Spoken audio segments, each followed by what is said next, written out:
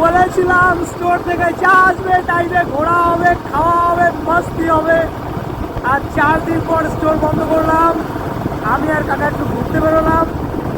তো ঘুরতে ঘুরতে সেই পুরনো জায়গা, পুরনো রাস্তা, পুরনো ধাবা, পপুলার ধাবায় আসছি কতক্ষণের মধ্যে, আর হয়তো 15-20 মিনিটের মধ্যে আসবো।